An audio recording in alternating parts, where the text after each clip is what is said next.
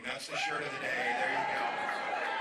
Well, good to be back, Pennsylvania. Good to be with you. Brad, thank you for the kind introduction. More importantly, thank you to Local 13 for the work you do. It's really great.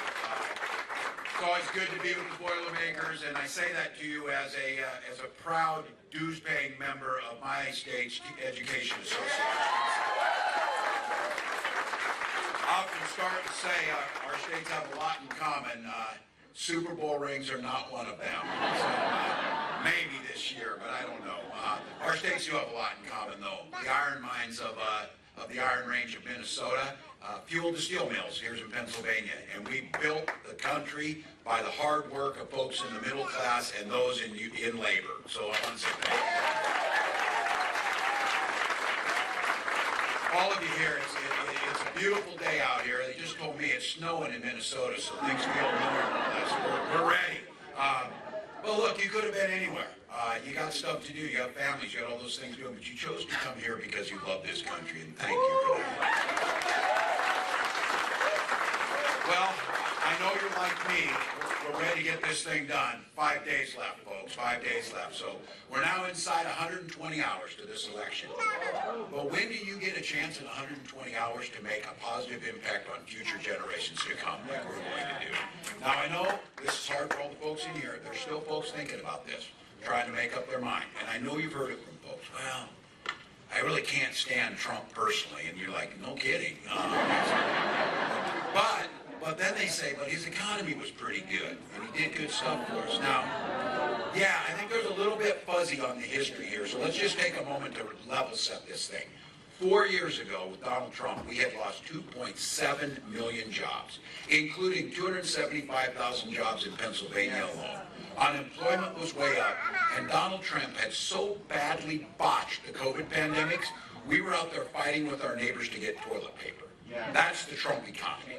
So look, if you were a billionaire like his good buddy Elon Musk, things were really good because you got a tax cut, the rest of us got screwed. That's the way it worked during that time.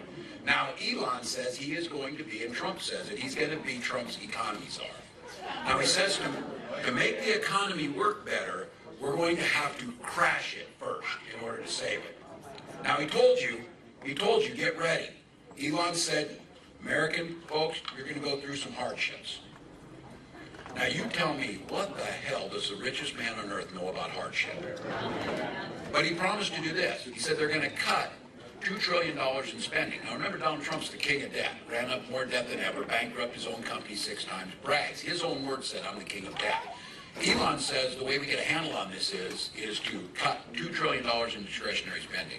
You know how much this country spends right now each year on discretionary spending? $1.6 trillion. So that leaves you absolutely no other option than to going to cut Social Security and Medicare and the things that we care most about. That's what they're going to do. So we're going to win. So we're going to win. Now, they said it. They said, Elon said we'll go after Medicare and Social Security, but just this week, and at least they're saying the quiet stuff out loud now, and at least they're saying it before the election so that we have no excuse that we don't know. They're telling us who they are. The Speaker of the House said they're going to go after Obamacare and change that and get Trump's elected. All right. We know that they're going to try and get rid of it because we know they've done it before. And what that means to you is what Obamacare did, amongst all others, it changed the whole mechanism that put you in charge of your health care, that meant insurance companies couldn't kick you off for a pre-existing condition.